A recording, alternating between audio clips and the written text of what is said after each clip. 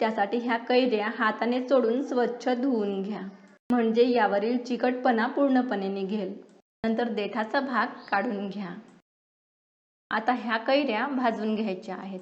त्यासाठी अशा प्रकारे एका जाली स्टँडवर कैऱ्या ठेवा। गॅसची फ्लेम मीडियम ठेवा, म्हणजे कैऱ्या छान आतपर्यंत भाजल्या जातात। अशा प्रकारचा जाली स्टँड तुमच्याकडे नसेल तर त्यासाठी काय करायचं हे मी तुम्हाला नंतर सांगणार आहे।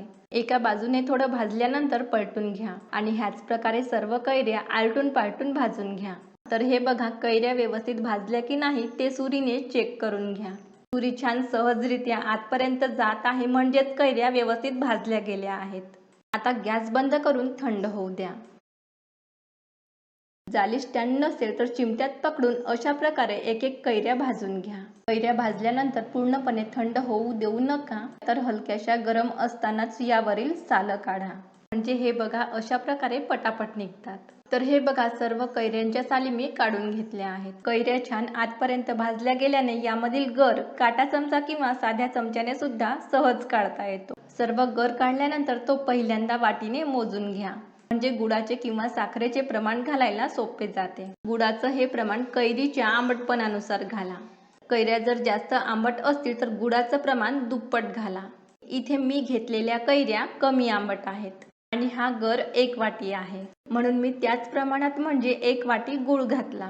गुळाऐवजी तुम्ही साखर सुद्धा घालू शकता। साखरेचं पन्ह सुद्धा खूप छान लागते। गुळ मिक्स केल्यानंतर यावर झाकण ठेवा। साधारण अर्ध्या तासानंतर गुळ छान वितळून हे बघा त्याचे पाणी तयार झाले आणि रंग सुद्धा खूप छान आला। हे मिश्रण तुम्ही मिक्सरमध्ये फिरवलं तर मिक्सरच्या उष्णतेने याचा रंग बदलणार। असे होऊ नये त्यासाठी हे बघा, पहिल्यांदा चमच्याने अशा प्रकारे सर्व गुठळ्या मोडून घ्या। आता मी हा गर गाळून घेत आहे। अशा प्रकारे गाळून घेतल्यास पल्प छान एकसारखा तर होतोच आणि रंग न बदलता त्याची चव सुद्धा तशीच कायम राहते।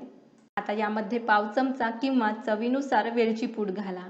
छान मिक्स करा। पन्ह करण्यासाठी पल्प तयार आहे आणि तुम्ही बघू शकता हा पल्प खूप दाटसर दिसत आहे। कैऱ्या आपण भाजून घेतल्यात म्हणून यातलं मॉइश्चर कमी होऊन तो अशा प्रकारे दाटसर होतो।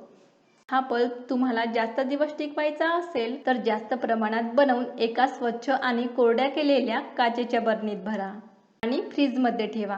2 ते 3 महिने अजिबात खराब होत नाही। पन्ह करण्याच्या 10 ते 15 मिनिटांआधी ही बरणी फ्रीजमधून काढून रूम टेम्परेचरमध्ये येऊ द्या, कारण हा पल्प आधीचाच घट्ट आहे आणि फ्रीजमध्ये ठेवल्याने तो आणखीनच घट्ट होतो। यापासून पन्ह कसं बनवायचं ते बघा। त्यासाठी एका भांड्यात मी 2 ग्लास पाणी घातले। आता यामध्ये मी 5 ते 6 चमचे पल्प घालत आहे। इथे मी 2 ग्लास पन्ह बनवण्यासाठी 5 ते 6 चमचे पल्प घातला। तुम्ही 1 ग्लास पन्ह बनवण्यासाठी हा पल्प 2.5 ते 3 चमचे घाला। आता यात पाव चमचा काळं मीठ सोबतच 2 ते 3 चिमूटभर साधं मीठ, पाऊण चमचा भाजलेल्या जिऱ्याची पावडर घालून छान मिक्स करा। कैरीचं पन्ह करण्यासाठी फ्रीजमधील थंडगार पाण्याऐवजी माठामधलं पाणी घ्या। तर हे बघा, कैरीचं पन्ह तयार आहे। सर्व करताना यावर थोडं केशरचं पाणी घालू शकता, त्याने रंग आणि चव सुद्धा खूप छान येते। तर कैरीचं पन्ह करण्याची माझी ही पद्धत तुम्हाला कशी वाटली ते मला कमेंट बॉक्समध्ये नक्की सांगा आणि आवडल्यास लाईक आणि शेअर करा। आपल्या ह्या चॅनलला सबस्क्राईब करायला विसरू नका। लवकरच भेटूयात। धन्यवाद।